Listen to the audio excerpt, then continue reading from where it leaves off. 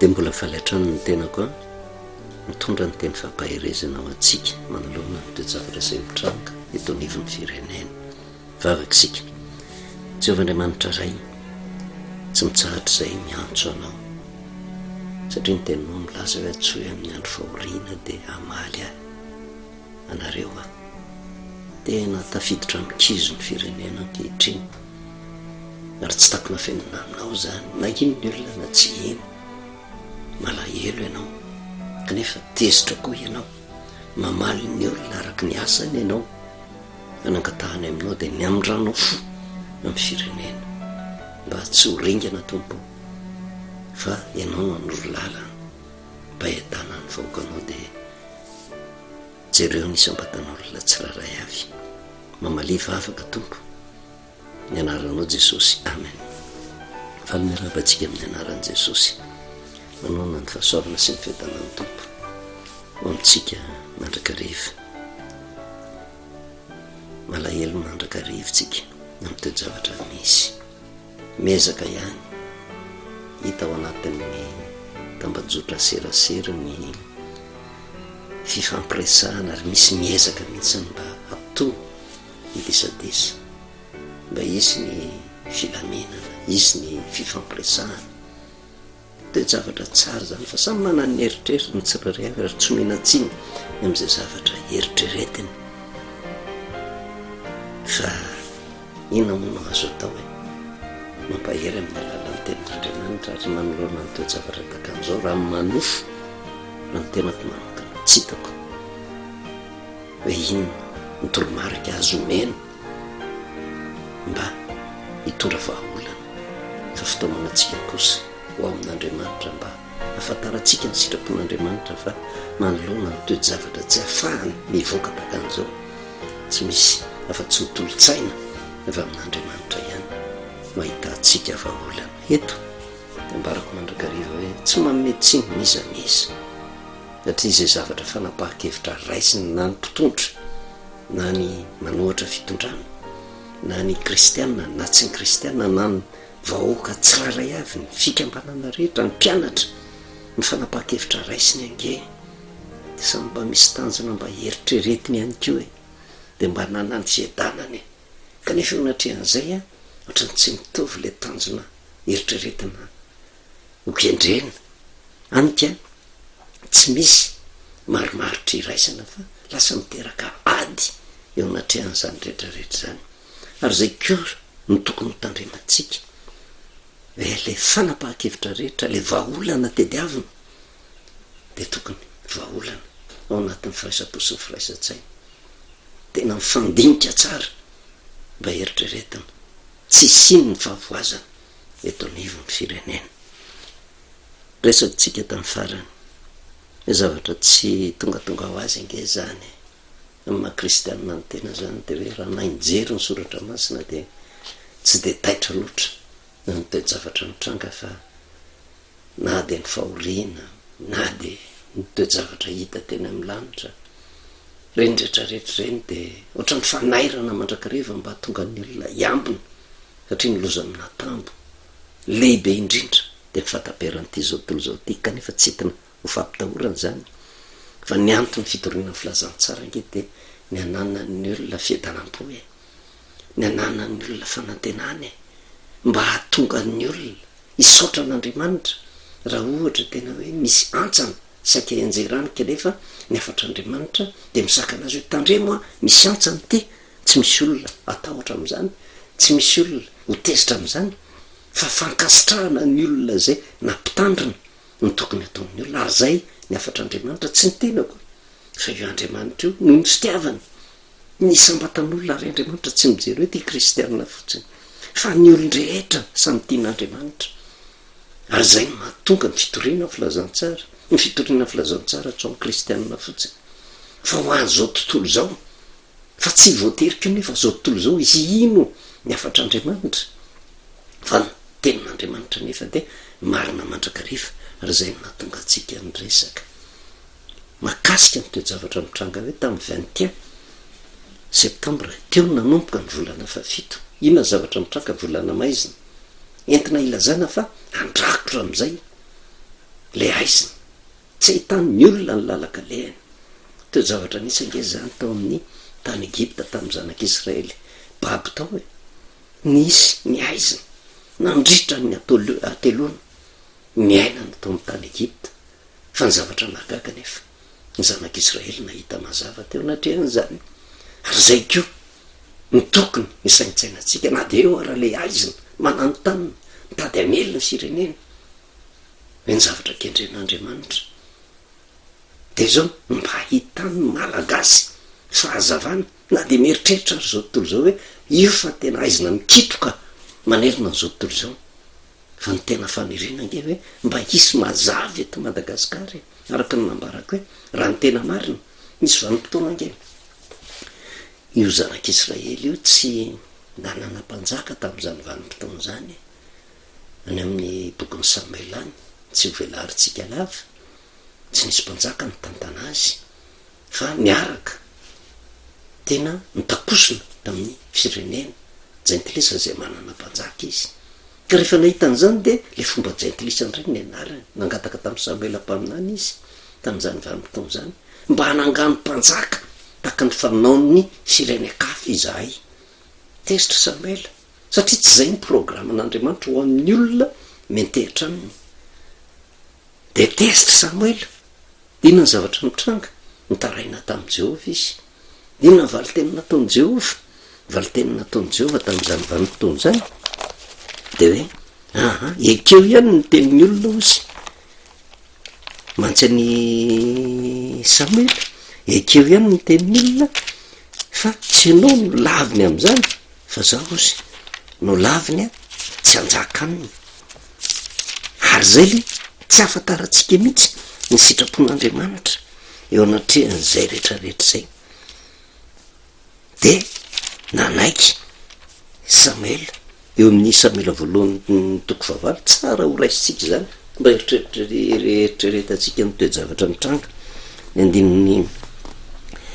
Samuela voalohany toko fahavalo ny andininy fa efatra ka hatramin'ny andininy fa sivy ary ny lolon'ny Israely rehetra ny vory tao ramo ozy ho any amin'ny Samuel nanao tamin'io indro efa antitra ianao ary ny zanakao tsy manaraka ny dianao ko manendray mpanjaka ao anay tsara anay taka ny firenena rehetra lasa le zavatra miainany firenen-kafa ny tahafiny reto tena zanak'Israely zay nofidian'Andriamanitra mba hanjakana hatsangan'Andriamanitra de ozy ny lazay tsy hisitraky Samuel nanaovan'ny olona hoe meo mpanjaka izay tsara anay de nivavaka tamin'i Jehova Samuel ary hoy Jehova tamin'i Samuel noho ihany ny tenin'ny olona am'izany rehetra lazainy aminao fa tsy enao no laviny fa zao no laviny tsy anjaka aminy tsy hisitraky Jehova koa ny anana ny zanak'Israely mpanjaka fa izy no miziriziry am'izay de ozy Jehova ekeo ihany ny teniny ary ny tanjona kendren'i Jehova de zao ampafantaro azy mivokany ny safidy zay raisiny io de inona ny zavatra mitranga